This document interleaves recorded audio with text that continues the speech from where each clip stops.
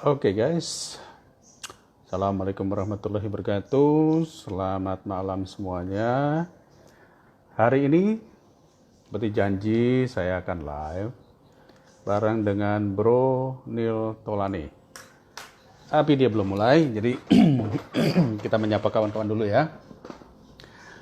Ya, sudah hadir semua di sini kawan-kawan. Hai, halo semuanya. Wiki, Jerry, Puri, halo semuanya. Ya, saya sambil lihat di dalam tab yang lainnya ya. Jadi thank you semuanya udah kumpul, udah ngobrol-ngobrol. Jadi ceritanya saya diundang oleh Neil Tolani. Ini saya punya sahabat.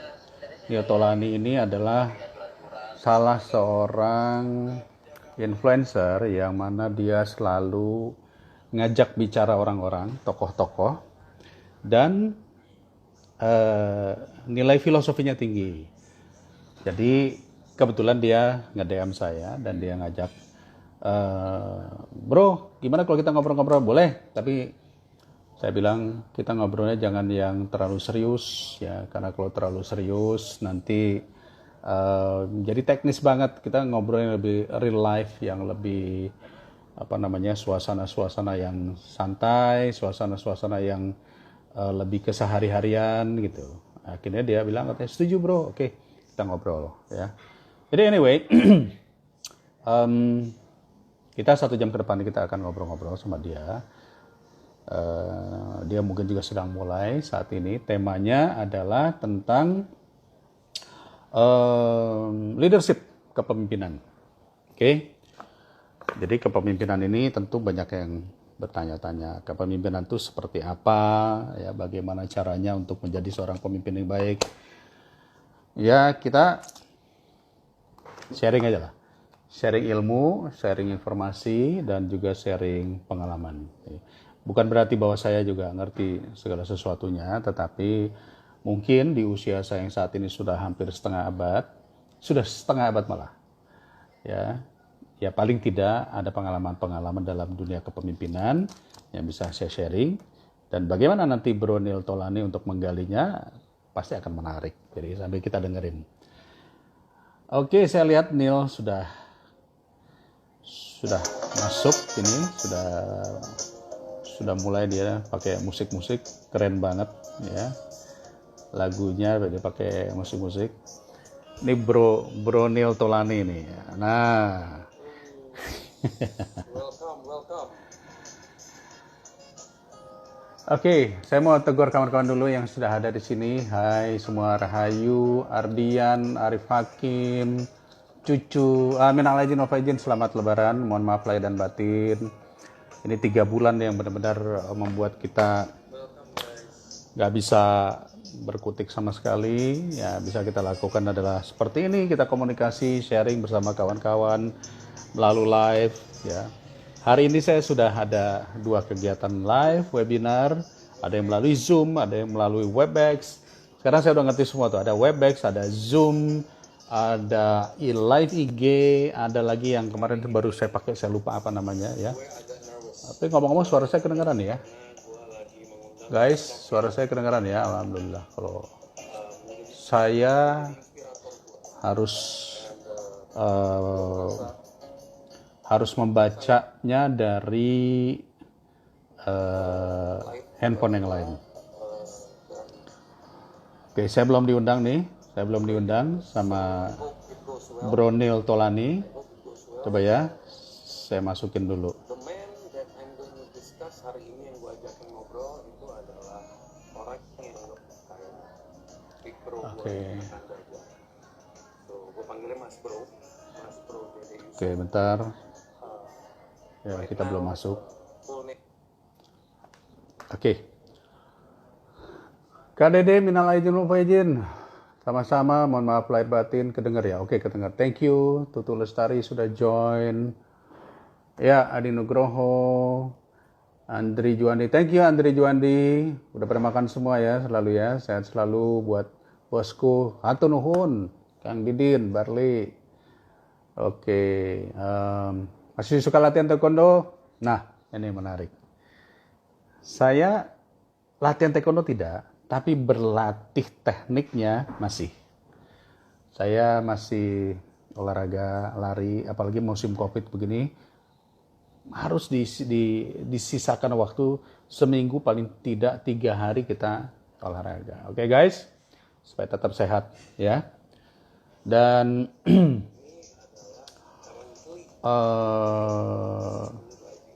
kawan-kawan yang lain juga saya doakan tetap sehat terus ya, jangan sampai kita terkena penyakit-penyakit yang berbahaya. Oke? Komennya dulu, nanti gue akan buka lagi komen box saat sesi tanya jawab. Oke, Pomse masih tahu nggak? Oh, masih dong. Pomse, Tegak masih ya, Koryo, Kemgang, Tebek semua masih. Walaupun lupa ingat.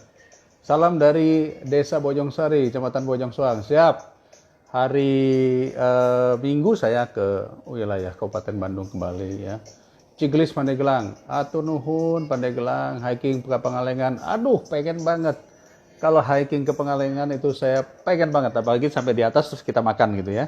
Kita makan ayam bakar, kita makan apa namanya nasi nasi bungkus. Oke, guys, ajakin Mas Lucky biar pengepisan perut. Kayaknya dia sudah hamil 8 bulan. Saya coba cek sebentar ya, apakah Bro Nil Tolani sudah bisa mengakses saya.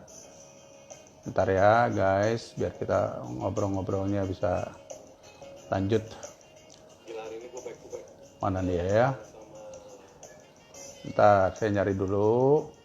Soalnya kalau saya invite-nya dari handphone yang ini, yang satu lagi malah nanti masuknya ke kamera yang dari handphone yang itu. Kok nggak ada ya, Nil Tolani? Oke. Nil Tolani wants to be with you. Oke, tapi kok nggak ada di sini ya? Nggak ada di sini. Coba saya lihat lagi. Bentar ya guys. Ini soalnya salah satu orang yang perlu kita, cara mengundangnya gimana sih? Klik, bentar. Nil Tolani. Okay. I'm searching. Oke, saya ulang ya. Nil Tolani, searching. Kok nggak masuk ya? Sebentar. Kok nggak masuk? Gimana caranya mengundang Nil Tolani? Viewers request. Sorry buat kawan-kawan yang request untuk gabung. Saya kebetulan hari ini janjinya dengan Bro Nil Tolani. Cuman nyarinya bingung saya. Gimana cara nyarinya? Salam dari Manado, Sulawesi Utara. Thank you Manado, apa kabar? Saya terakhir ke Manado itu ke Likupang. Itu daerahnya bagus ya, perlu pengembangan karena udah jadi super prioritas sekarang. Oke, sebentar ya, Kang Luki hamil, iya. Oke, buat kalian yang sekarang lagi ngikutin, coba sudah pernah mengukur berat badan masing-masing belum? Ayo. Sudah pernah mengukur berat badan masing-masing belum? Apakah naik atau turun berat badannya? Bentar ya. Karena beliau juga on Pak, saling menunggu sepertinya. Oh iya, that's true. Saya kontak dia aja supaya bisa saling masuk ya. Karena ini saling menunggu ini. Oke, bentar. Sabam jadwal latihan hari apa masih di groove? Enggak, udah enggak di groove tentunya ya, karena sekarang saya tugas di Jakarta banyak. Saya latihannya di Senayan, ya kadang-kadang di Pondok Indah. Lebih banyak sendiri, bro. Yo bro. Ayo sudah mulai nih live. Sudah. Saya sudah mulai. Saya lagi tunggu Mas Bro. Tadi saya coba disconnect. Saya juga lagi live ini nungguin Mas Bro nyari Coba di ini lagi, di add lagi nih, kawan-kawan sekarang sudah nunggu nih. Kita udah bicara sampai soal berat badan, bayangin coba. Oh, di tempatnya Mas Dede ya? Iya, saya live di tempat saya nih. Oh, jadi oke. Tadi saya pikir saya ngundang Mas Dede ke tempat saya. Oke. Oh, nggak apa-apa, kita sama-sama mengundang nggak apa-apa. Coba bro masuk di live IG saya supaya kita masuk.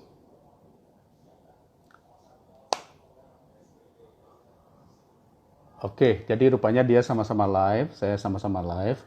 Nggak apa-apa sih, yang mana yang duluan aja. Oke. Oh, dia rupanya dia berhentikan, dia masuk. Oke, Heru Hidayat. Heru, tunggu dulu ya, nanti deh. Handphonenya ngiler. Iya nih, saya dapat door prize. Oke. You can watch their live video, will be able to watch it too. Okay, when you go live with someone, anyone who can watch their live video will be able.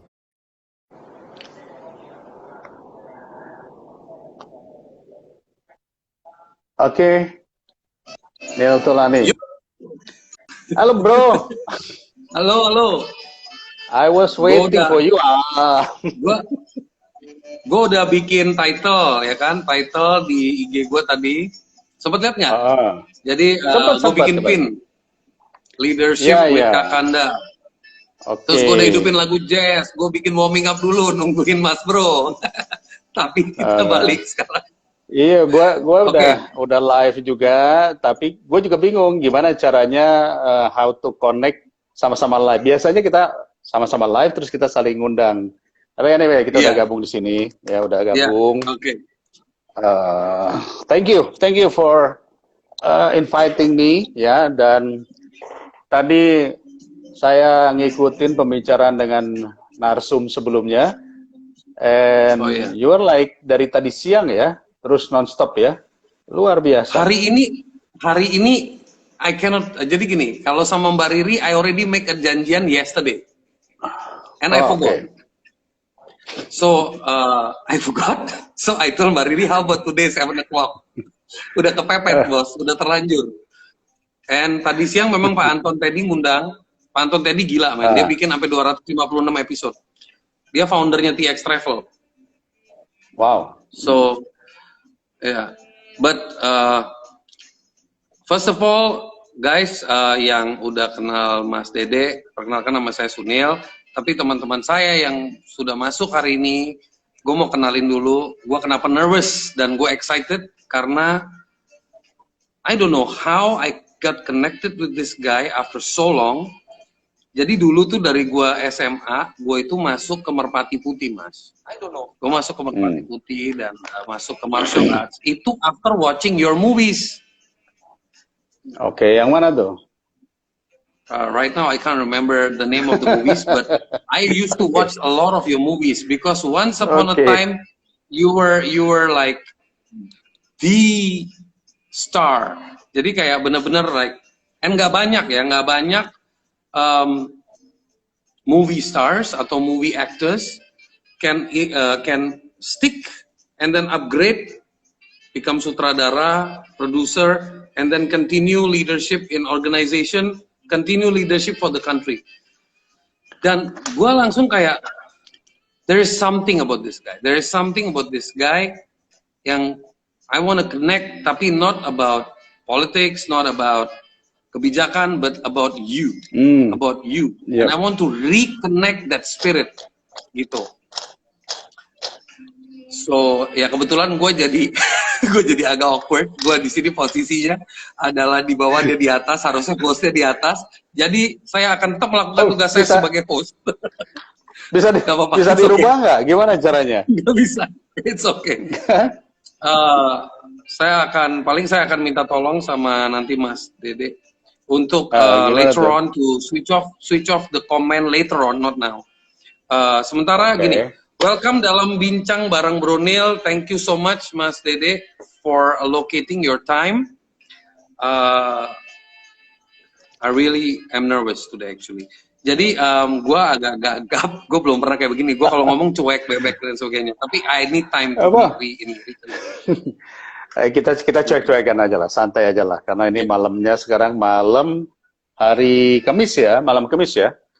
Gue Ya. denger kalau malam Kamis itu katanya kita itu harus banyak-banyak doa, bro. You know why? Kenapa, bro? Kenapa? Kenapa? Karena karena besoknya malam Jumat. Lebih berat lagi yang akan dihadapi gitu.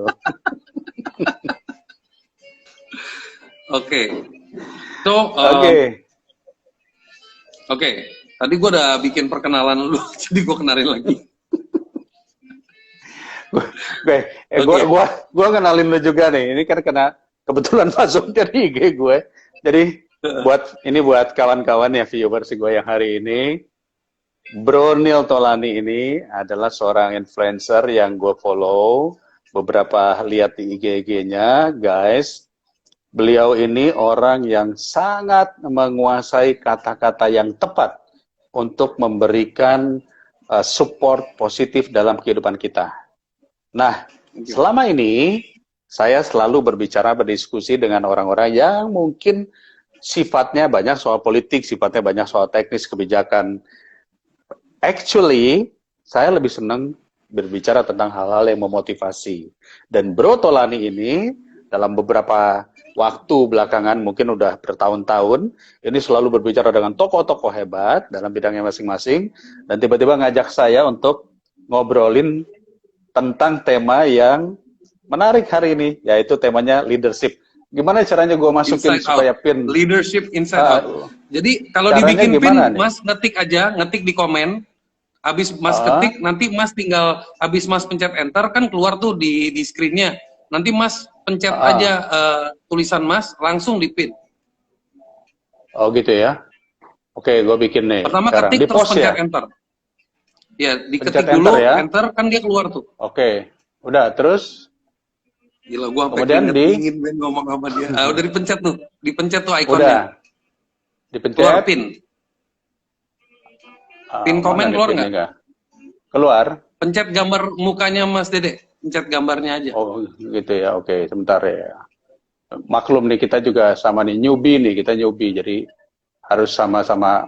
Oke, pin komen, sip. Alright. Oke, sip, mantap. Oke, so guys, welcome. Kakanda gue, it's okay, I call you Mas Bro ya. Boleh. Just to make things more icy gitu. I'm sweating, I'm not joking. Apa namanya? So Mas Bro Dede Yusuf Macan Effendi. By the way, I want to ask you about the name Macan later. And then adalah buat gue sosok yang sangat inspiring melalui journey dia. Saat ini dia masuk di dalam jajaran politik, mantan wakil gubernur juga Jawa Barat. Itu tadi ada salah satu ketua grup pengusaha namanya CEO Business Forum, Pak John Kui. Dia sempat komen, dia sempat ketemu Mas Bro waktu di Bandung bersama anaknya menang taekwondo. Waktu itu foto bareng Mas Bro. Oke. Terus halo Pak John, ada ya Pak John ya? Ada nih Pak John Kui, panggilannya Pak Yaya, dia orang Bandung. Dia di Jakarta, dia ada grup. Nanti bisa diundang nih, isinya pengusaha semua grupnya, itu selected banget sama dia. John Kui Yahya, oke Pak John, apa kabar Pak John? Oke, kebetulan thank you. Kakanda gue ini sekarang adalah Wakil Ketua Komisi 10 DPR sampai 2024. Semoga nanti bisa jadi Wakil Presiden sampai ke Presiden, amin. Selama dia masih berniat untuk melayani negara, doa. Oke. Dan juga Wakil Ketua Kuartir Nasional Gerakan Pramuka. So, dan yang paling penting, itu aktor, sutradara, produser, and actually a businessman, cuman mungkin dia nggak mau ngomong bagian bisnisnya, jadi kita ngomong leadershipnya dulu. Kadang-kadang kayak begitu tuh. Oke. So, I will start. How is life treating you in the last 3 months semenjak pandemik ini? Ini pertanyaan yang sulit ya. Kenapa sulit? Karena kalau kita bikin sebuah catatan kecil, maka jawabannya adalah nano-nano. Nano-nano itu berbagai rasa. Ada rasa kecewa, ada rasa gelisah, ada rasa capek, penat, pengen teriak. Tetapi rasa survivalnya lebih besar lagi. Ya, jadi saya yakin semua orang juga akan mengalami hal yang sama ya. Dengan serba ketidakpastian, dengan kondisi ketidakpastian, kita nggak tahu harus ngapain. Akhirnya, ya we have to co-op with it. Artinya kita harus blend in dengan suasana tersebut, nikmati, dan dalam kurun waktu 1 bulan terakhir ini akhirnya saya sudah menjadi enjoy aja. Karena ternyata saya menemukan bakat-bakat baru, menemukan kreativitas-kreativitas baru, dan saya nikmati kondisi seperti ini. Yang paling penting dan paling berharga bahwa I have a lot of time for my family. Yes, itu yang paling dalam sih, paling benar sih. So that means you are one of the person from all the people in Indonesia who has finally adopted with the new normal, which is being more at home. Ya. Yang bikin gelisah cuman satu hal, bro, yaitu begini. Saya adalah orang yang outgoing person, yang saya senang bertemu, senang ngobrol sama orang, senang komunikasi, senang duduk bareng, kita sharing ide, gagasan, dan sebagainya.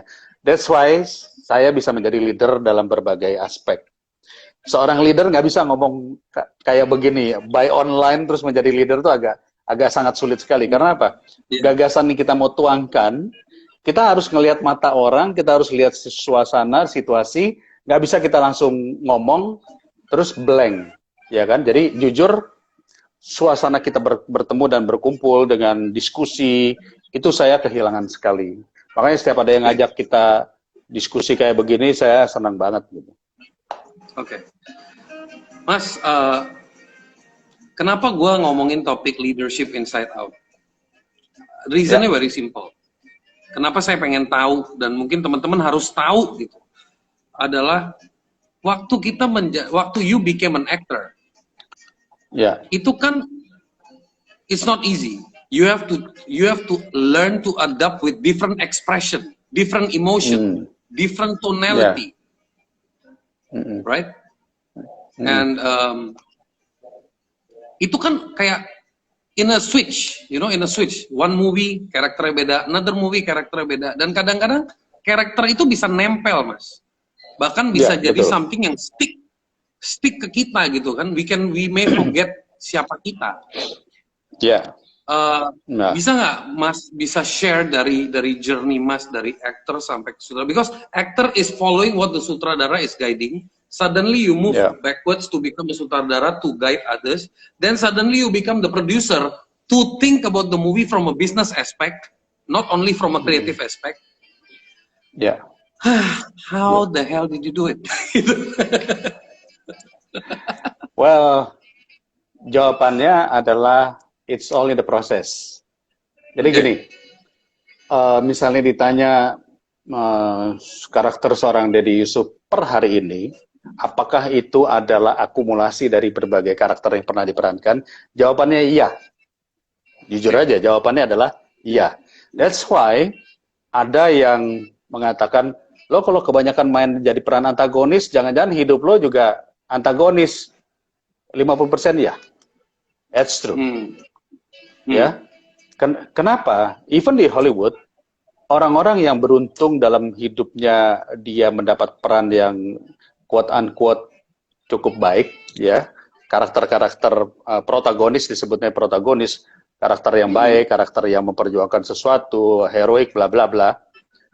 Otomatis dia dalam tanda kutip menjadi stereotype terhadap karakter itu, dan dia akhirnya terbentuk juga oleh pandangan dari publik, terbentuk menjadi seperti itu. Ya. Nah, ketika dia kemudian itu berlangsung lebih dari 20 tahun, karakter tersebut, itu udah nggak bisa lagi dibedain antara karakter dia dengan karakter bawaan, karena it's already blend in. Ya, itu jeleknya ketika seseorang memerankan karakter yang protagonis misalnya berpuluh-puluh tahun. atau antagonis berpuluh-puluh tahun. Ya. Jadi, jawabannya adalah pribadi saya saat ini itu tercipta dari berbagai peran yang saya coba ikuti selama bertahun-tahun, dan saya harus beradaptasi. Jadi kalimat yang paling bagus yang bisa saya sampaikan di sini adalah beradaptasi dengan peran. Nah, beradaptasi dengan peran, otomatis saya harus beradaptasi juga dengan lingkungan peran, dengan tokoh lain, dengan sosok lain, dengan kreativitas atau kreator-kreator lainnya, dan proses itulah yang kemudian membuat saya menyadari bahwa you cannot do it alone. Kita nggak bisa mengerjakan sesuatu sendiri. You cannot become a hero by yourself. You cannot become a popular person by yourself. Ada yang disebut sebagai namanya bekerja sama. Dan ketika kita bekerja sama dengan berbagai kreatif, tokoh-tokoh hebat-hebat, ada aktor-aktor lain, ada sutradara, ada art director, ada lighting, dan sebagainya. Semua masuk di dalam, memberikan perannya, maka kita akan tahu bahwa collaboration makes perfect. Kolaborasi. Wow. Jadi, it's not you who are perfect. Tapi kolaborasi dengan orang-orang hebat inilah yang membuat itu akhirnya menjadi perfect. Nah, ketika kita sudah tahu dan paham bagaimana berkolaborasi, timbullah proses untuk kita mengetahui step-step berikutnya, yaitu misalnya dari aktor menjadi sutradara, dari sutradara menjadi eksekutif produser menjadi produser. It's all in the process. Tapi inti dari itu semua adalah memahami bagaimana berkolaborasi atau bekerja sama dengan orang-orang hebat lainnya. Gitu, bro. Oke. Wow. Oke. Waktu Mas Bro jadi aktor, kesadaran kolaborasi, kesadaran elemen-elemen ini harus berkontribusi bersama baru menjadi perfect itu disadari saat itu, atau pada saat Mas Bro sedang berproses di entrepreneurship di produser? Karena produser lebih entrepreneurship kan? Karena itu dari talent menjadi entrepreneurship. Ya. Jadi saya harus jujur, saya beruntung memiliki keluarga yang mensupport, fully supported ya. Saya menjadi produser itu meneruskan orang tua, ibu saya yang punya production house, karena saya terlibat di dalamnya dan saya fokus di dalamnya, akhirnya orang tua meneruskan ya sebagai produser. Nah, saya pernah mengalami satu masa di mana saya merasa bahwa yang hebat itu adalah saya. Orang lain hanya penunjang. Nah, pada saat saya melakukan hal tersebut, maka saya menemukan karya saya malah kolaps atau tidak berhasil. Ya, kenapa demikian? Setelah saya selidiki, mungkin kesombongan saya, karena saya merasa hebat. Sehingga saya mengatakan bahwa saya yang lebih tahu. Udah lalu lakuin aja deh, gue yang lebih tahu. Kira-kira gitu. Nah, apa jadinya? Orang-orang yang terlibat, orang-orang kreatif yang terlibat di dalam produksi saya, akhirnya kira-kira perkataannya begini, ya udahlah, yang penting kita dibayar asal kerjain aja. That's it. Masalahnya itu. Jadi akhirnya mereka bekerja hanya mengejar yang penting dibayar. Bukan mengerjakan karena, wow, we love this project, we love this, produksi. Karena ada rasa kekeluargaan, ada saling menghargai. Nah, itulah satu proses yang terjadi pada diri saya, dan akhirnya saya menyadari ternyata tidak berhasil. Dan I change. Saya harus merubah. Ketika saya merubah untuk menghargai orang lain, tiba-tiba filmnya atau produksinya menjadi bagus. Gue izin mau nanya sedikit yang agak vulnerable. Kalau nggak mau dijawab, boleh bilang skip aja.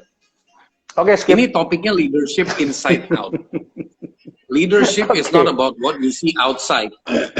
It's something inside. Baru bisa ke outside. Oke. Mas Dede pernah nggak melewati fase yang you felt broken down and you have to lift up yourself in any part of your life, broken down, and then you felt, I gotta fight back, I gotta lift up. That's the leadership inside. Okay, broken down and live. I will tell you a story. Ketika banyak kawan-kawan saya nanya, apakah ya Kang Dede mungkin karena sekarang hebat, sukses, begini begitu dan sebagainya, terang aja bisa. Maka saya akan menjawab, saya nggak tiba-tiba langsung seperti ini. Ada satu proses di mana saya pernah mengalami ups ataupun mengalami down. Tetapi ketika seseorang mengalami ups and down, mengalami jatuh atau terpuruk, dan kemudian dia menemukan bagaimana caranya bangkit, maka yang dia temukan itu adalah pertama, wisdom, kebijaksanaan. Pernah saya alami, mungkin 2 kali saya mengalami. Yang pertama, pada tahun 99 kita mengalami krisis moneter. Ya. Ketika terjadi krisis moneter, kita semua kolaps, semua production house kolaps. Termasuk production house yang saya pimpin. Tahun 2000, saya lupa bulannya apa, tiba-tiba saya dikagetkan pada bulan puasa, production house yang saya bangun bersama dengan keluarga, saya bina, saya besarkan, terbakar. Habis. Wow. Wow. Habis sampai semua aset, semua peralatan, mobil, dan lain-lain, habis. Oke? Saya hanya bisa menyelamatkan beberapa alat yang sebetulnya ya nggak ada artinya juga, karena yang berarti itu sebenarnya adalah produksi film-film saya, hasil kita ratusan episode yang sudah kita buat itu terbakar. Dan pada saat dulu kita belum ada digital, belum ada cloud, belum bisa dikirim ke internet. Kita semua hanya by pita, dan ketika pitanya terbakar dan selesai. Itu sebabnya sampai sekarang film-film saya atau serial-serial saya sejak tahun 80-an nggak bisa saya tayangkan kembali karena nggak ada, bahannya nggak ada. Nah, setelah kebakaran tersebut, saya benar-benar down dan saya hanya memiliki uang mungkin hanya sekitar 1,2 juta rupiah di tabungan. Saya baru menikah dan istri saya sedang hamil besar dan tidak ada pemasukan pada saat itu. Pada saat itu tidak ada pemasukan. Nah, tiba-tiba saya pada saat lagi nganggur, nggak punya kerjaan, nggak ada penghasilan, production house mati, Indonesia collapse ekonominya. Tiba-tiba saya membaca sebuah undangan tentang judulnya adalah training menemukan impian. Oke? Wow. Training bagaimana menemukan impian. Dan biayanya adalah Rp600.000 untuk 2 hari. Maka Dan duitnya cuma 1,2 juta ya tadi ya. Oke. Dan saya ajak istri saya. Oke, berarti kan Habis. pas 1,2 juta. Habis ya. Oke. Jadi ini kan agak aneh. 1,2 juta mestinya bisa bertahan untuk 1 bulan, tapi nggak tahu ada dorongan yang begitu besar untuk saya mau ikut training ini deh. Apa sih yang disebut sebagai mewujudkan impian? Ya. Akhirnya saya ikut training. Saya ikut training tersebut dengan salah seorang katakanlah orang yang sangat berpengaruh dalam memberikan masukan-masukan, ya semacam motivator, tentu dengan sentuhan-sentuhan agama. Hari pertama saya menganggap saya udah biasa dapat kayak gini-ginian, udah sering baca buku dan sebagainya. Hari kedua kok nggak dapat juga sih, saya nggak ada sesuatu ini hey come on 1,2 juta gue udah keluarin, kira-kira gitu. Oke. Nah pas last day, last hour, kita melakukan sesuatu yang disebut sebagai mencuci bersih semua pikiran-pikiran, dosa-dosa kita dan sebagainya. Kita diberikan waktu untuk katakanlah semacam meditasi, tapi actually sebenarnya itu adalah refleksi lah, merefleksi. Self-reflection terhadap diri kita, apa yang sudah kita lakukan selama bertahun-tahun ataupun puluhan tahun. Dan ketika saat itu saya selalu mengatakan saya ingin menemukan diri saya sendiri seperti apa. Apa sih sebenarnya diri kita itu? Oke? Nah, pada saat itulah, entah saya ngantuk, karena kita diberikan waktu 15 menit untuk meditasi, entah saya ngantuk, entah tiba-tiba saya terflashback hampir seluruh peristiwa yang terjadi pada diri saya dan sampai kepada usia saya baru lahir dari perut ibu saya ingat. Kira-kira begitu. Wow, Jadi itu namanya timeline therapy. Amazing. Di umur berapa jadi, tuh, bro? Ya, You tahun were 2000 how old lah. that time? Oh ya, oke. Like 24 something lah, ya, mungkin ya. Wow. 24 something. No. Wow. Sorry. 2000 is like 34 something. Nggak banyak orang loh dapat kesempatan sampai berani. Itu timeline therapy tuh. Bisa sampai inget begitu. Amazing. Ya. Penjelasan Bro Neil lebih paham, tapi I will tell you. Dan ketika cerita flashes itu masuk, tiba-tiba ada satu kalimat yang keluar dalam diri saya yang hanya mengatakan kira-kira begini. Sudahkah kamu bersyukur atas apa yang kamu peroleh sampai hari ini? Jadi yang saya pengen adalah saya mendapatkan apa impian saya, yang saya dapat jawabannya adalah, sudahkah kamu bersyukur atas apa yang kamu dapat hari ini, yang belum tentu orang lain dapatkan. Nah, disitulah yang meruntuhkan saya, like I was crying, ya, benar-benar pleng, hilang. Dan begitu sesi terapi itu selesai, saya berterima kasih kepada instrukturnya, saya pulang, dan keesokan harinya everything was changed. Everything was changed. Saya tidak lagi mencari impian, tapi saya hanya bersyukur. Saya hanya mensyukuri apa yang, ya, jadi mensyukuri apa yang saya dapatkan selama ini, yang mungkin saya anggap itu adalah hal biasa. Padahal sesungguhnya itu bukan hal biasa. Bahkan sampai kepada tarikan napas pun, itu bukan hal yang biasa. Dan tiba-tiba itu semua berubah. What you see in life, itu semua berubah. Yes. Total different perspective. Total different perspective. Totally different perspective. Dan ketika itu terjadi, day by day, terus saya menikmati what happening in myself, the new insight yang saya terima, dan akhirnya saya bisa mengatakan, yes, you can create your own dream. You can create your own future. Kira-kira gitu. Jadi, itu yang tahun 2000. Yang tahun 2013, kayak saya mengikuti pemilihan gubernur Jawa Barat. And saya kalah. Apapun cerita orang, saya kalah. Walaupun saya survei tertinggi, popularitas tertinggi, dia pokoknya itu kalah. Semua down pada saat itu. Semua down, semua termasuk diri saya, keluarga saya, apa yang sudah kita keluarkan, dan sebagainya. Dan orang akan mengatakan bahwa Dede Yusuf habis. Terus saya butuh waktu kira-kira 1 minggu untuk mereview kembali apa yang saya jalani, yang saya lakukan. Dan saya ingat kejadian tahun 2000, dan saya menyadari bahwa ini bukan kalah. Ini adalah it's time for you to learn. Untuk belajar.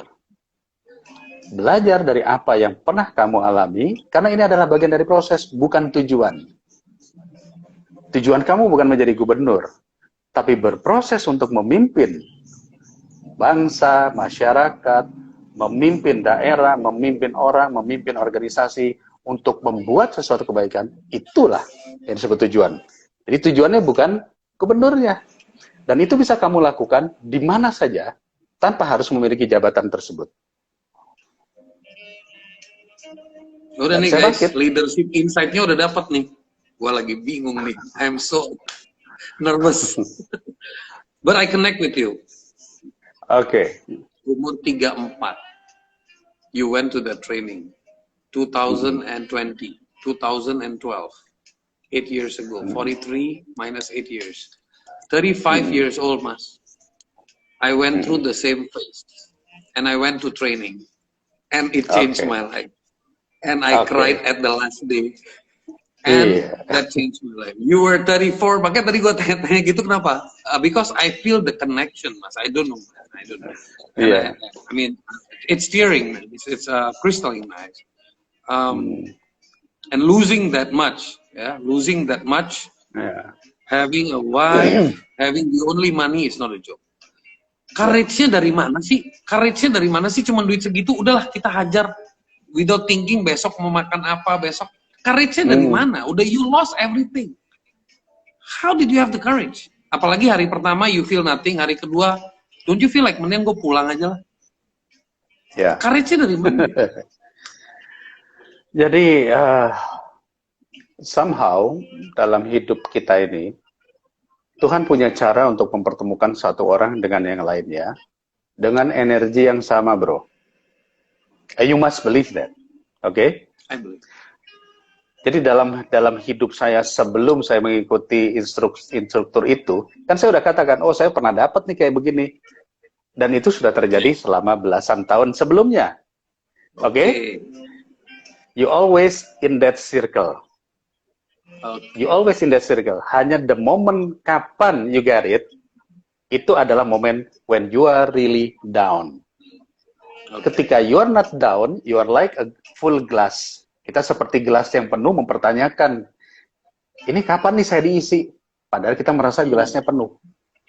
Begitu gelas kita kosong, maka setetes air pun akan terasa nikmatnya. So, I have to wait. Begitu banyak buku yang saya baca, begitu banyak guru-guru yang pernah saya ikuti, so I have to wait sampai saya benar-benar down untuk bisa merasakan that moment. Wow. Second question about leadership. Martial arts is something that you are into. Martial arts is about teaching you about defense and offense, teaching you about balance, teaching you about energy, teaching you about strength. Itu gimana bisa diaplikasikan dalam our life, day to day life? Karena itu sebuah skill yang menurut saya nggak banyak orang sadarin. Mungkin Mas Dede bisa share. Oke, dalam bela diri ada beberapa fase. Fase pertama adalah disebutnya kita sebagai seorang murid, atau kita disebutnya sebagai seorang, apalah, kalau karateka ya, taekwondo-taekwondoin, kita sebagai seorang murid. Kita belajar, dan kita mencari. Saat berikutnya, kita memahami, kita menguasai, kita become master. Ketika kita become master, kita memahami. Ketika kita memahami, kita merasa bisa. Nah, pada saat kita merasa bisa, maka you are the end. Selesai. Tuh, dengerin. Ya. Di atas fase itu, ada lagi yang disebut sebagai, namanya, kalau dalam bahasa bela diri, disebutnya adalah Zen. Zen itu artinya nol. Atau disebut juga, ada yang pernah mendengar Bushido. Ya, itu adalah attunement antara soul, jiwa, dengan bela diri itu sendiri.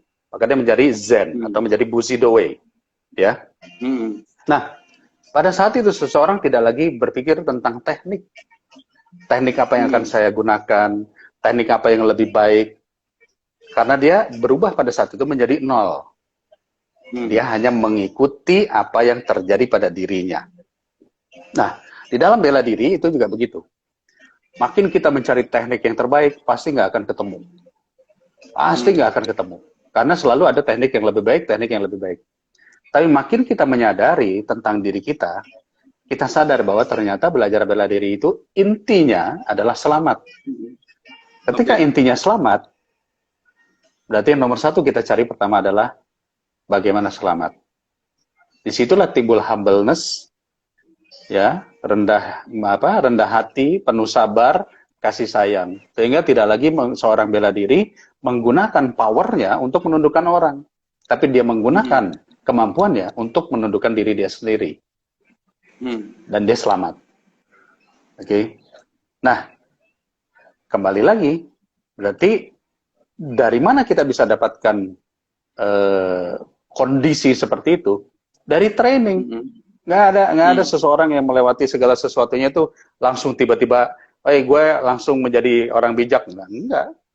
You have start tetap dari bawah, menjadi murid, belajar, menjadi master, memahami, kembali lagi ke nol. Dan ketika sudah kembali ke nol, segala sesuatunya menjadi refleks yang disebut sebagai subconscious mind. Gitu. Ini kalau ditarik ke leadership, sama juga bro. Menjadi leadership, ada teorinya, ada bukunya. Lo pergi ke Gramedia, tinggal beli aja buku apapun.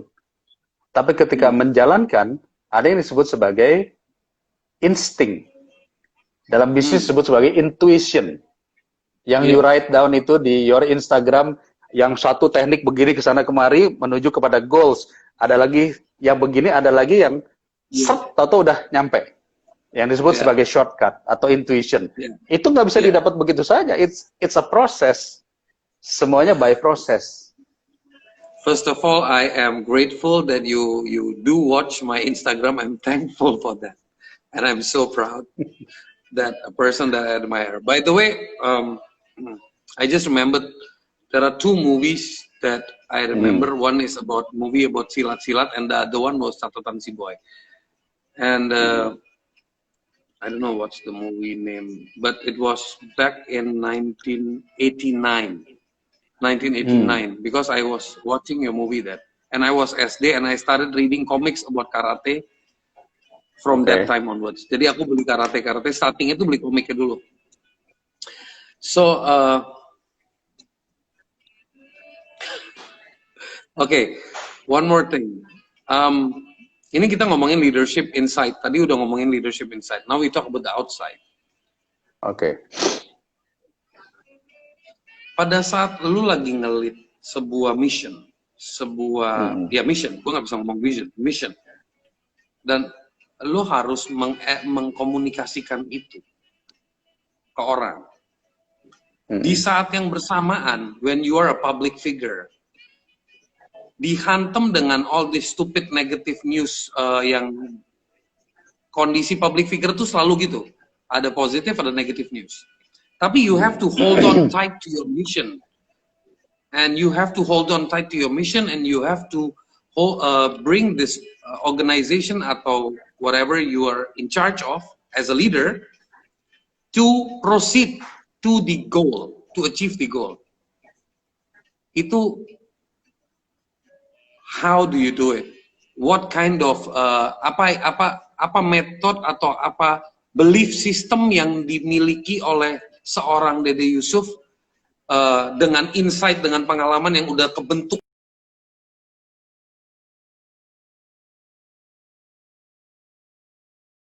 Ini, I'm losing you. Yeah. Halo. Sekuat-kuatnya orang dari dalam. Halo. Sip. Ya, udah, baru masuk. Sekuat-kuatnya orang dari dalam, itu kadang-kadang kalau dapat benturan dari luar, itu agak shaken. Dan sosok seperti Dede Yusuf ini gimana bisa mempertahankan belief systemnya, influencingnya, leadershipnya, terus menjalankan mission itu. Ya. Oke. Ini berarti leadership out-nya ya? Out-nya. Baik. Jadi sesungguhnya semua proses hidup yang pernah kita alami itu akan mix what you are. Semua keputusan yang akan kita ambil as a leader, apapun, dalam bentuk apapun, itu nanti akan terbentuk di situ. Apakah you are a leader yang apa sih kalau saya katakan absolut, atau leader yang pokoknya maunya gue begini. Jadi selalu ada kalimat pokoknya. Nah, kalau ada leader selalu mengatakan pokoknya, itu berarti dia absolut. Ya. Cenderung otoriter. Ya. Nah, sekarang apa yang saya lakukan? Nah, tadi saya cerita ketika saya menjadi seorang sutradara, membuat produksi dan lain-lain, yang harus saya pahami, semua orang yang bekerja bersama saya adalah orang-orang yang the best of what they can be. Itu harus kita yakinkan dulu. Jangan sampai kita punya perasaan bahwa aduh ini orang yang ada di sini nih aduh lah lemah lah apalah. Karena apa? It will drain your energy, your positive energy. Oke. Begitu kita dalam hati kita memblame anak buah kita atau kawan kita, maka kita akan otomatis mendowngrade energi kita. Jadi kita harus think bahwa they are all the best commander, the best general yang ada di dalam porsi-porsi itu. Ya, kembali tadi yang saya cerita di awal, bersyukur itu nomor 1. Artinya kita syukuri strength yang kita punya. Yang kita punya adalah ini. Jangan kita langsung berharap, wah kalau bisa gue ganti dari sini. Jangan dulu. Kita namanya kolaborasi. Yang kedua adalah temukan the same vision. Jadi tugas seorang pemimpin adalah menyampaikan visionnya kepada your team. Jangan membuat tim kita seperti ini ketua kita maunya kemana sih, gitu. Ketua kita nih maunya ngarepin apa sih, nggak jelas, nggak bisa. Kita harus sampaikan dulu vision kita. Guys, saya ingin kita melakukan ini dan kita lihat di depan nih ada bentuknya seperti ini, pulaunya seperti ini, pantainya seperti ini, rumahnya warnanya merah, bentuknya seperti ini. Divisualize apa yang kita inginkan kepada mereka, sampai akhirnya mereka mengatakan, oke, saya nangkep. Ngerti ya? Oke, ngerti ya. Ayo, kita push. Kita kasih motivasi. Ayo, kita ke situ yuk. Ayo, kita sama-sama yuk. Dan selalu touch. Ya, selalu touch mereka. Apapun kesempatan. Sentuh mereka. Gimana? Udah sampai mana? Asik. Ada masalah nggak? Dorong, motivate terus ya. Sehingga begitu sometimes kita akan ketemu blockage, ketemu hambatan dalam organisasi, dalam kelembagaan apapun yang kita hadapi, entah bagaimana, selalu ada jalan keluar. Kenapa? Karena kita satu energi. Ketika kita satu energi, energinya nggak tercerai-berai, kita pasti akan menemukan lubang kecil untuk way out, yang disebut sebagai solusi. Nah, sama tadi, ketika ada yang kemudian ada yang menghajar, ada yang apa, look, kita pasti tidak bisa memuaskan setiap orang dimanapun. Tapi kita fokus kepada pulau yang kita tuju. Rumah merah yang sudah kita rencanakan. Jangan diganti-ganti. Fokus ke sana, perahunya kita tetap kita dayung ke sana, dan kita pasti akan ketemu yang disebut sebagai solusi untuk melewati badai, batu karang, ataupun ikan hiu yang katakanlah yang sudah menganga. Nah, teamwork menjadi penting. Teamwork artinya how to give gratitude, penghargaan kepada tim kita. Bagaimana caranya merangsang mereka yang mungkin kemarin-kemarin dia bekerjanya 70%, dia terangsang untuk bekerja 95%. Syukur-syukur bisa 110%. Jadi, kuncinya adalah itu. Saya pernah ya, bro, saya memegang sebuah undang-undang yang selama 10 tahun nggak jalan-jalan karena konflik. Ketika saya menjadi ketua Komisi 9. Konflik of interest-nya begitu tinggi sehingga undang-undang ini selama 10 tahun nggak jalan-jalan. Saya Dan coba itu nggak sepenuhnya dari tangan lu ya? Nggak sepenuhnya di tangan lu kan? Iya. Enggak, karena itu kan kebersamaan, kolaborasi. Yeah. Berbagai partai, berbagai kepentingan, sebagainya. Saya mencoba mencari titik temunya, dan ternyata titik temunya yang saya dapatkan adalah ini masalah komunikasi dan bagaimana mengurangi kepentingan A, B, C, D diturunkan seminim mungkin. Nggak ada yang nggak punya kepentingan, semua orang punya kepentingan. Tapi kita menurunkan seminim mungkin sehingga kepentingan publiknya menjadi lebih muncul. And you know what? Dalam 9 bulan undang-undang itu selesai. Yang tadinya nyangkut 10 tahun ya. Yang tadinya nyangkut 10 tahun. Gila. Ya. Oke. Jadi artinya ketika kita menurunkan ego kita mengabaikan bahwa I'm the leader dan sebagainya, kita turunkan semua ego, kita akhirnya ketemu. Kita ketemu yang loopholes tadi, lubang-lubang tadi, dan kita bisa masuk dari sisi itu, dan semua akhirnya mengaminkan bahwa, iya ya, ini penting buat bangsa. Dan akhirnya undang-undang itu terjadi dalam waktu 9 bulan.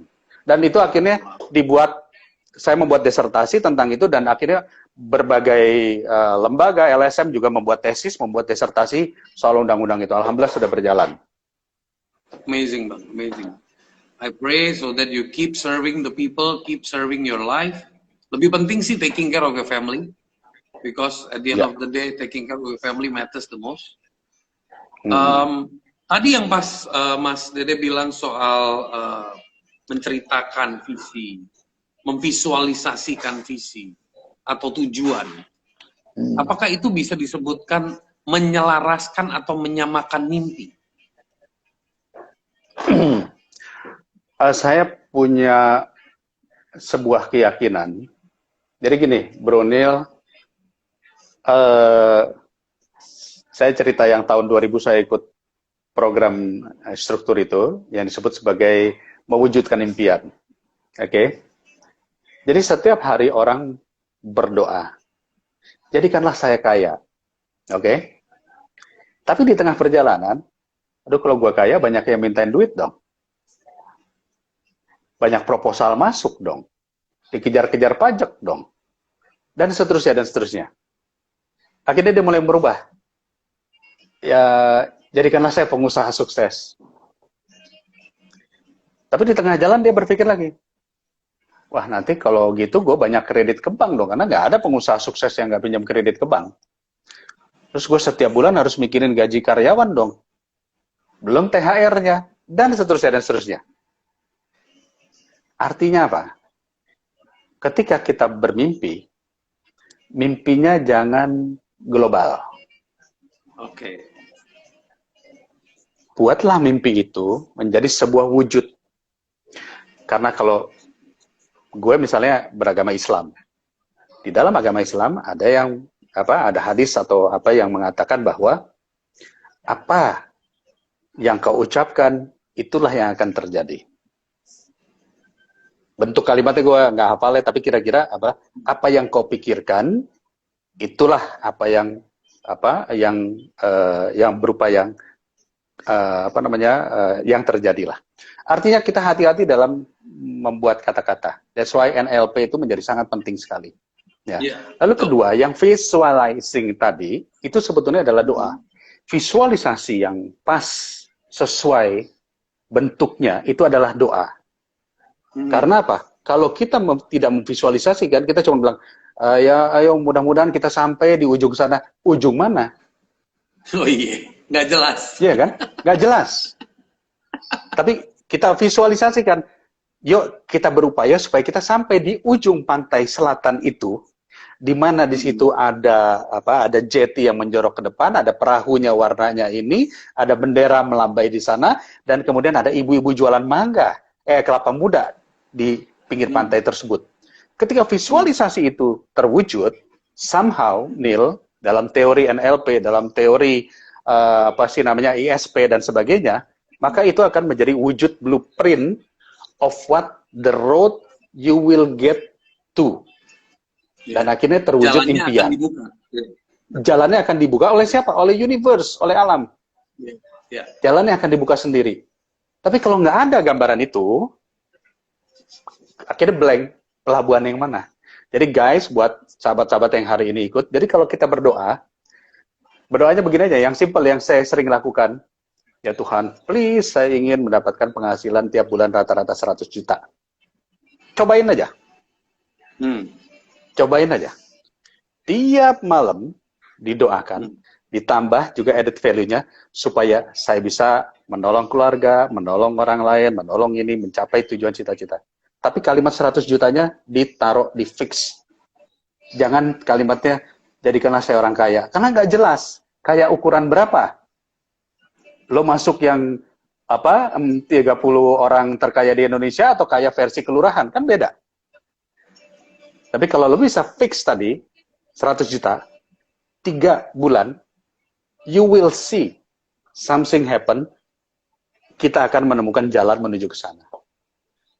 Oke, artinya meanings visualisasikan itu menjadi penting untuk mencapai goals.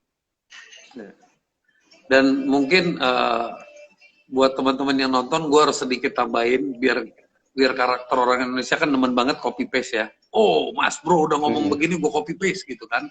Udah copy paste tapi dia nggak mikir gitu kan. Copy paste.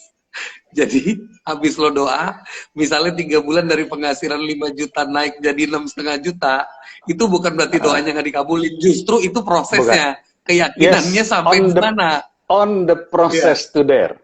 Iya, keyakinan lo sampai di mana. Kalau goyang, ya udah bye-bye. Gitu. Iya, betul. Gitu, and amazing. Mas, lihat time-nya deh, takutnya anytime bakal switch off. Mas, pencet kata live yang di atas, Mas. Yang di atas screen ada tulisan live, dipencet, Mas. Udah berapa menit? Yang di paling atas. 1 jam. Oh, 1 jam. Okay, kayaknya you can do more because sudah centrang. So it's okay, good. Kalau tempat saya biasa 1 jam harus matiin ini. So it's already 1 hour, Mas Dede. Do you have 15-20 minutes more? Sure. Kita ngobrol santai aja. Kita masuk ke sesi tanya jawab. Buat teman-teman yang lagi nonton, saya request karena kebetulan saya interviewernya.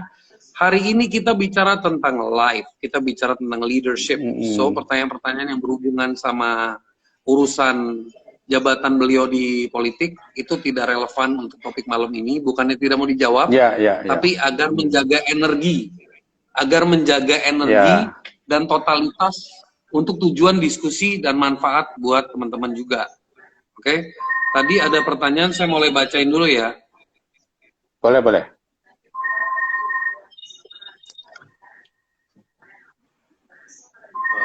Halo. Ya. Itu semua bagus-bagus. Itu ada yang mencatat luar biasa, hebat banget ini. Iya, luar biasa. Apakah selalu harus di bawah saat jatuh baru kita bisa menyadari momen wow kita?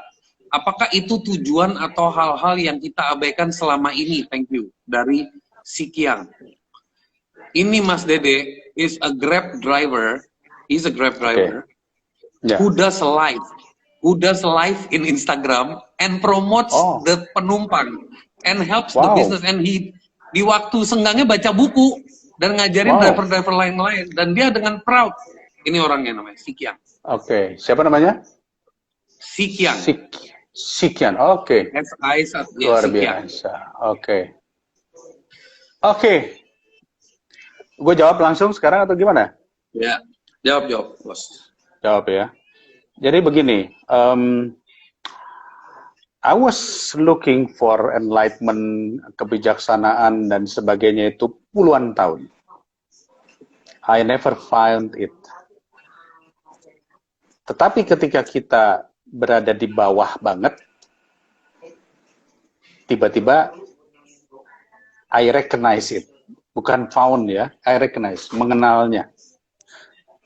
Kenapa bisa begitu? Karena dalam hidup kita ini, manusia cenderung melabelkan dirinya dengan berbagai konteks.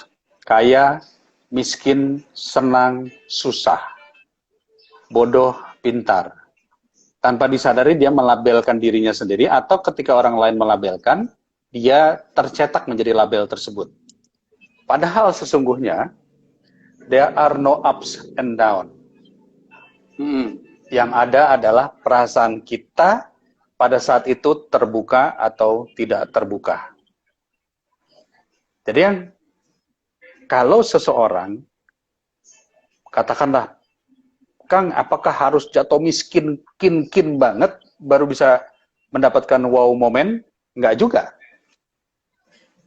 Tapi ketika kamu sudah mendapatkan 0 itu adalah kondisi mental, kondisi spiritual, kondisi intelektual, bukan kondisi keuangan, guys.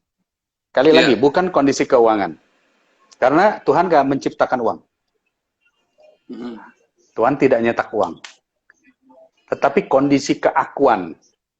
Ketika saya masih punya ego, gue seorang Deddy Yusuf nih, gue seorang aktor nih, gue seorang yang intelek nih, gue baca semua buku, gue punya follower ratusan ribu, you never get it. Oke. Tapi ketika you are becoming, ya, I'm nothing. Gue nggak punya apa-apa, I'm just accepting. Pada saat itulah, at that very moment, soul kita, jiwa kita, mind kita, itu terbuka. Cakranya, katanya gitu. Bro Neil lebih paham. Oke? Nah, pada saat itulah, you can accept anything dan melihat banyak hal yang tadinya nggak kelihatan. Tapi ketika kita masih banyak pikiran-pikiran kita yang kita, oh, gue harus begini, gue harus begini, gue harus begini, maka kita nggak akan bisa melihat yang tadi, yang disebut the real essence-nya. That's why agama Islam mengajarkan berpuasa. Berpuasa itu ternyata bukan menahan lapar dan dahaga.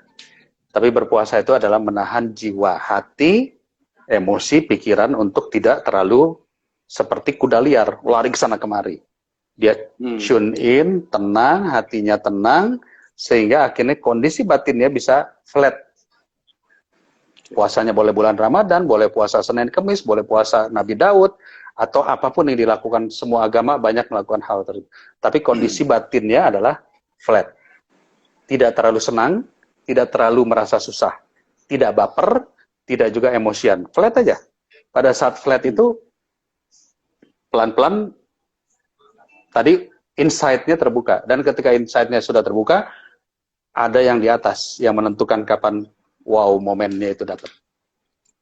Oke. Amazing. Semoga terjawab, Sikian.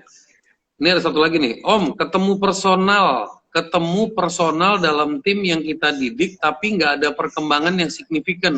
Itu kita tinggal atau tetap sabar bimbing sampai tahap kapan? Oke, saya punya pengalaman. Saya dulu pelatih taekwondo. Saya atlet taekwondo dan saya pelatih taekwondo. Saya punya murid, satu orang murid pada saat itu. Orangnya tingginya 180 dan beratnya 115 kg. Berarti cukup berat lah ya. Di taekwondo dengan 115 kg nggak bisa bergerak. Karena gerakan kita kan banyak kan menggunakan kaki. Yeah. Tapi dia begitu semangat untuk bisa ikut berlatih. Saya tentu nggak bisa masukin dia dalam tim untuk bertanding. Tapi saya kasih dia tugas untuk menjadi asisten saya. Dan ketika dia menjadi asisten saya, dia merasa bangga. Dan ketika dia bangga, dia berlatih terus. Dan tanpa saya sadari, 6 bulan kemudian berat badannya turun menjadi 82 kilo. Wow.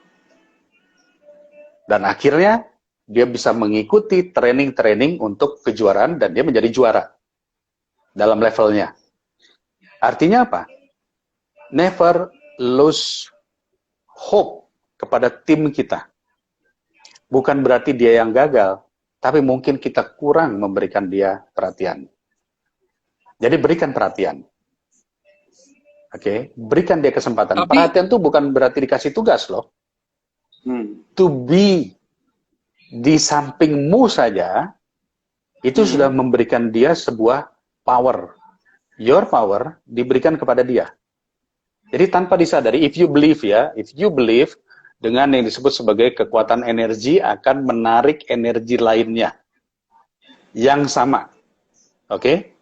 Nah, kalau energi kita dan energi dia sama, itu otomatis energi kita akan bisa dia gapai. Itu sebabnya di dalam teori-teori pesantren dan sebagainya, dekat-dekatlah sama kiai, kita akan kena barokahnya kiai. Kira-kira gitulah. Ya kan? Jadi artinya apa? Artinya dekat-dekat itu ada hati di situ, ada rasa cinta. Rasa cinta antara santri dengan kiainya menyebabkan terjadinya transfer of energy dari kiai kepada si santri. Si santri tiba-tiba tanpa dia rasa dia mendapatkan energi 2 kali lipat, 3 kali lipat lebih besar untuk berubah. Oke. Itu berpengaruh juga nggak? Ini saya mau nambahin karena saya punya pengalaman kayak begini. Tapi akhirnya saya memutuskan untuk disconnect orang itu karena ternyata desire-nya dari awal untuk grow nggak ada. Jadi no matter what you do, itu ujung-ujungnya nggak ada useful-nya. Salah nggak sih Ya. berpikir begitu? Kan kita bisa lihat ya. Jadi gini bro, saya punya pengalaman ketika saya menjadi wakil gubernur, itu yang nempel saya banyak banget. Udah pastilah ya, udah pasti. Udah lah, pasti. Ada gula, ada semut, kira-kira gitu. Iya, betul. Dan ternyata dari yang nempel-nempel itu pada akhirnya ada yang berkhianat juga. Oke. Nah, tetapi some of them yang memiliki hati, rasa, dan cinta kepada saya, dan demikian juga saya memiliki hati dan rasa cinta kepada mereka, sampai sekarang pun masih ikut. After 15 years. Nah, yang orang-orang tadi, karena cantelannya bukan di rasa, bukan di cinta, cantelannya hanya di kebutuhan, ya otomatis mental. Jadi, sampai istri saya mengatakan, kamu tuh udah tahu kamu dikhianati, masih aja dipelihara orang itu. Sampai dia mengatakan bahwa bedanya antara orang bodoh sama orang baik itu tipis. Artinya, kok saya mau dibodoh-bodohin? Padahal sebenarnya saya bukan dibodoh-bodohin.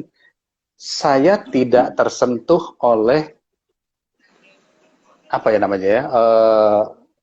khianatnya dia atau mungkin rasa bencinya dia. Saya nggak tersentuh karena tadi saya katakan, udahlah, oke lah, flat aja udah. Nanti juga mental sendiri dan at the end dia akan mental sendiri, otomatis. Ketika dia nggak ada rasa, nggak ada kesamaan persepsi dengan kita, ya otomatis dia akan mental dengan sendirinya. Jadi sekali lagi bro, itu tergantung kita. Kalau kita mau mentalin dia anytime juga nggak ada masalah juga. Yang penting don't touch your heart. Jangan menjadi kita benci, jangan menjadi kita sebel, menjadi kita kesel. Profesional, ya oke, you sementara tidak bisa di sini lagi gitu loh. Don't touch your heart. Oke. Ini ada satu lagi nih dari Sabda Budis Jaksana.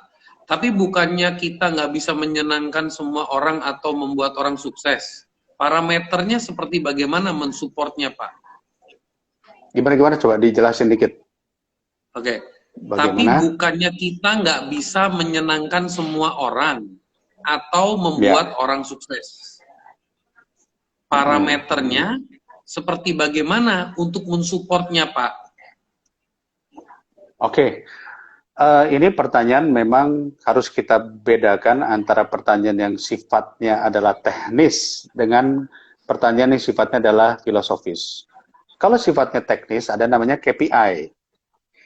Key Performance Indicator ya, kalau nggak salah ya. Indeks atau indikator ya. Jadi artinya apa? Keberhasilan itu ada parameternya. Parameternya adalah A, B, C, D, E. Dan lakukan itu. Tapi kalau misalnya yang disebut sekarang kesuksesan itu adanya adalah dalam diri kita, itu sangat absurd sekali. Karena kesuksesan bagi diri kita itu hanya kita yang tahu. Mari kita lihat dalam situasi pandemi COVID-19. Kalau kita masih sehat sampai hari ini, sukses nggak kira-kira? Sukses. Sukses. Berarti kita bisa menjaga diri. Iya kan? Artinya apa? Parameter pandemi ini jika diterapkan dalam hari-hari lain, mungkin ya gue juga hari-hari begini. Belum tentu loh. Udah ribuan orang meninggal. Iya kan? Artinya apa yang kita lakukan saat ini menjaga diri kita, itu adalah sebuah keberhasilan. Dan mudah-mudahan kita jaga itu terus. Jadi sangat bergantung sekali dengan kondisi. Lalu menyenangkan orang lain, kesuksesan menyenangkan orang lain. Seorang stand-up komedi yang terhebat pun, belum tentu dia bisa menyenangkan semua pengunjungnya pada saat itu. Kenapa? Begini guys, bisa saja si orang yang tidak tertawa pada saat itu, dia baru berantem sama istrinya bro. Dia baru saja dikejar-kejar debt collector, harus bayar hutang. Sehingga apapun yang disampaikan lucu, sukses disampaikan oleh si stand-up komedi, nggak akan jadi lucu buat dia. Ya kan? Meanings, keberhasilan yang kita lakukan buat orang yang sudah mengatakan dalam dirinya, oh gue pokoknya apapun yang dilakukan dari Yusuf oposisi, ya nggak akan ada nilainya. Hmm. Or dia pada saat itu dia baru saja dia ribut sama keluarganya, sama apa segala macam, berebut warisan, akhirnya ada apapun yang kita lakukan nggak akan ada bagus-bagusnya. So, bro, jangan takut. Kenapa? Karena tujuan kita bukan memuaskan banyak orang. Tujuan kita adalah memberikan atensi sebanyak-banyaknya. Pasti ada yang nggak dapat, nggak ada masalah. Jalan terus. Oke, Gitu, bro. Saya mahasiswa hubungan internasional. Saya berpikiran bahwa kondisi saat ini memaksa saya untuk memperkuat relasi daripada mengejar nilai. Tolong saran buat saya, Sir. Oke, siapa namanya tadi? Dian HPR. Dian. HPR. Ya. I agree with you 100%. Dian. Kenapa saya katakan begitu? Begini. Saya kuliah sarjana teknik. S2 saya ilmu pemerintahan, S3 saya ambil kebijakan publik. Tapi profesi saya dulu jadi artis. Nggak ada yang nyambung, bro. Iya kan? Nyambungnya baru belakangan ini aja. Artinya apa? Ternyata yang membuat kita berhasil adalah your character. Bagaimana kamu bisa membuat relasi dengan orang lain, bagaimana kamu bisa meng-create relasi itu menjadi baik. Saya sama Bro Neil baru ketemu mungkin 2 minggu yang lalu kali ya. 2 minggu, we just 2 minggu yang lalu we just connected, ya Bro tiba-tiba men-DM saya, dan kemudian saya menyambut baik, kita komunikasi lanjut, tapi we are connected. Yeah. Oke? Dan itu adalah namanya membuat sebuah relasi. Jadi ternyata membuat relasi juga penting. Membuat kerjasama juga penting. Menunjukkan bahwa kita bisa bekerja sama juga penting. Menunjukkan bahwa kita mampu menerima amanah juga penting. Ketimbang fakulti yang kita kejar. Kenapa? Anda, Neil, Dian, tadi kan hubungan internasional. Saya ketemu dengan berbagai duta besar, berbagai atasnya di kedubes-kedubes. Ketika kita ngobrol, intinya cuma satu, how to communicate with other people. Baik itu di negara lain, baik itu dengan koleganya. Yang jadi dubes juga kan kebanyakan orang-orang profesional. Ditaruh jadi dubes dan harus berpikir bagaimana berkomunikasi dengan bangsa lain, negara lain. Artinya apa? Apa yang kita dapatkan di kampus, itu adalah frame of mind. Teori berpikir kita dari sudut pandang hubungan internasional. Dari sudut pandang hubungan internasional kita harus paham politik, geopolitiksnya, bagaimana hubungan antara Eropa, Amerika, China, Arab dan sebagainya. Kita harus memahami itu. Tapi ketika kita ketemu sama mereka, hubungan human relationship yang menjadi sesuatu yang baik. Saya punya sahabat namanya Tanto Yahya, saat ini dia adalah dubes di New Zealand dan dia mendapat mandat lagi untuk menjadi duta besar untuk beberapa negara-negara kepulauan lainnya. Dan apa yang dia lakukan bukan urusan perpolitikan, yang dia lakukan adalah singing. Dia menyanyi, berkolaborasi dengan berbagai negara-negara kepulauan itu, akhirnya yang tadinya hubungannya kaku tiba-tiba menjadi blend in melalui seni. Dan itu dia bikin buku tentang itu dan dia cerita kepada saya. Jadi artinya apa? Artinya, hubungan yang baik, relasi yang baik, itu menjadi penting bagi masa depan kita. So, keep up the good work, tetap kuliah, tapi relasi juga penting, cara berkomunikasi juga penting. Biasakan senyum. Karena senyum, tanpa kita sadari, membuka jendela jiwa bagi orang lain. Luar biasa. Emang nggak salah gue ngundang sosok ini. The way you answer is crystal clear, word by word. Itu amazing banget. Ini ada pertanyaan dari Dede Suyasa. Buku rekomendasi untuk dibaca supaya fokus terhadap impian dan tujuan kita dong, Pak Dede dan Bang Nil. Dari Bang Nil bukunya Al-Quran. Dari Pak Dede gue nggak tahu. Ya, bro, gue bukan orang yang tipe suka baca buku, bro. Oke, good. Oke. Jadi kalau ditanya ada berapa buku yang pernah gue baca, jarang sekali. Why? Begini, kalau Al-Quran itu nomor 1, udah pasti. Itu adalah buku wajib. Ya. Tapi bisakah kita mencari esensi? Itu yang perlu kita pikirkan. Gue nggak akan bicara agama dulu ya. Gue bicara begini. Gue akan bicara begini. Lo pergi ke Gramedia, there are thousands of books. Yang mana yang akan lo ambil? Oke? Ini gue kasih metode mengambil buku. Keren. Ya. Perlu nih.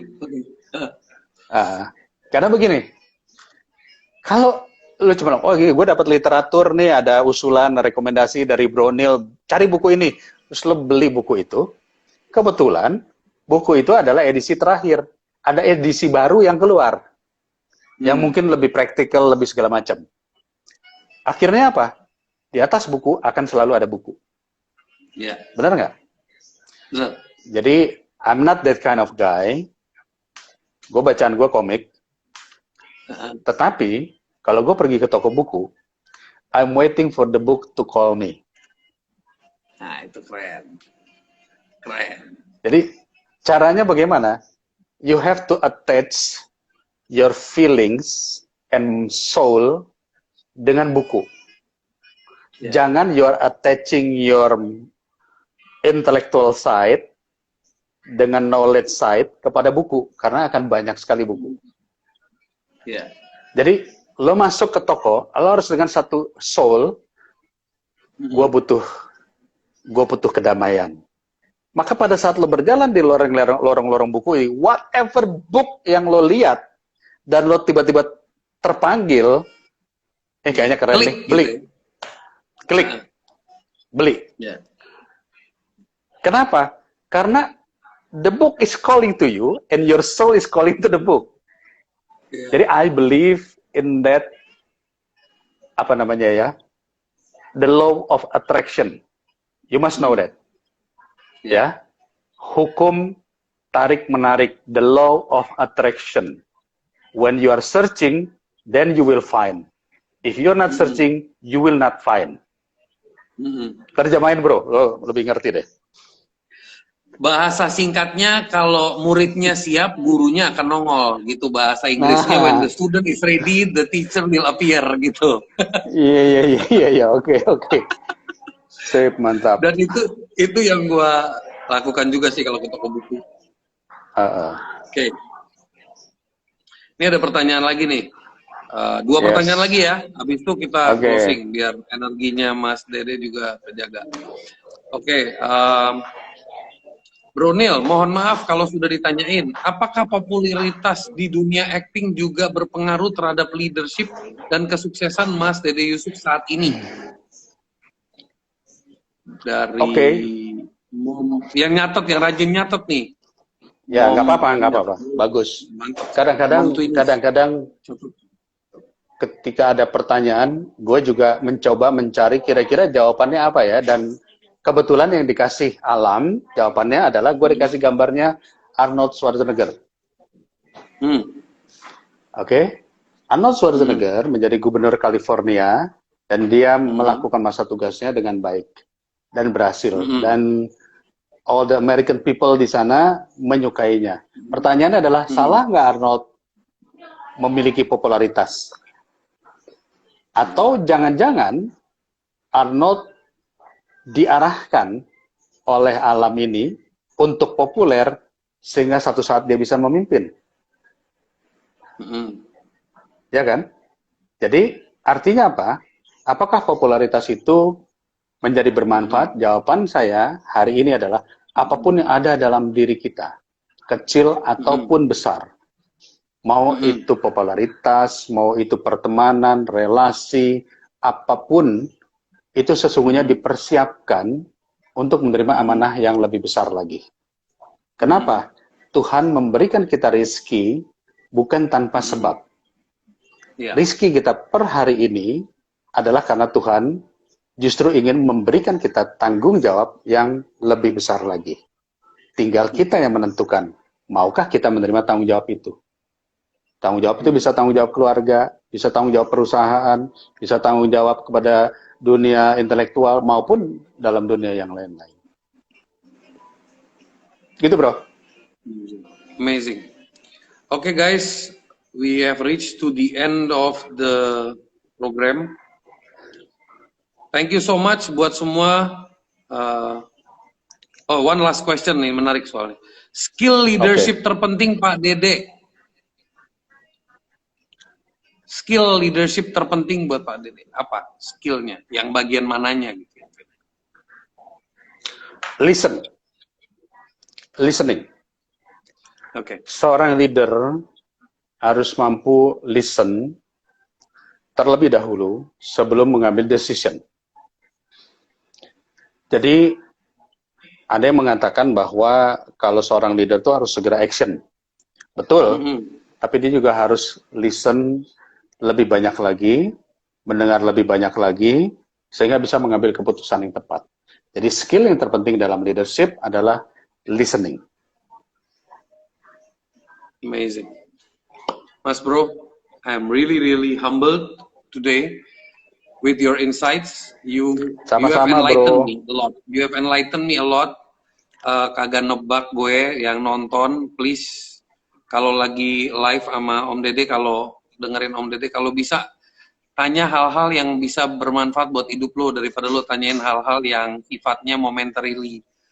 Ini menurut gue lebih penting daripada nanyain yang kagak penting gitu. So, guys, thank you so much for listening, for staying compact, staying in the same energy.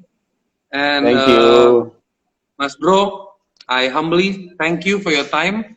Semoga soon we can collaborate again. We can keep doing this and share this. Oke. Tadi Pak John Kui dan Mas Tantowi is in the same group, same pendiri. So I will connect you with him. Oke. We are in the thank same, you. Same pendiri. Ya. Oke. Thank you very much. Pokoknya it's nice talking tentang hal-hal yang mudah-mudahan bermanfaat ya. Mudah-mudahan bermanfaat. Terima kasih banyak udah diajak. I really looking untuk ngobrol-ngobrol seperti ini yang istilahnya kita bisa saling sharing. Thank you very much. Yeah. Sampai ketemu lagi Mas, nanti kita nanti kalau udah di end tolong di-share ke IGTV ya, jangan di-delete videonya. Kalau biasa udah di end itu nanti ada share ke IGTV. Soalnya kan ini on your IG, nanti I will download the file.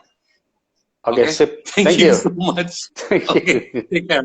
Bye. Thank you ya. Bye-bye. Bye everyone. Yeah. Terima kasih semua yang udah menyaksikan. Kita selfie dulu, senyum-senyum. Selfie dulu, senyum. Caranya gimana? Ayo gitu. Gue yang klik. Oke, ayo. Caranya gimana tuh? 1, 2, and 3. Bentar nih, pencatannya berat. 1, 2, 3, ya. Oke, mantap. Oke, apa di screenshot ya? Iya, di screenshot, betul. Selfie zaman pandemik begitu, bos. Oke. Sip. Thank you ya. See you. Yo, See you. Yo.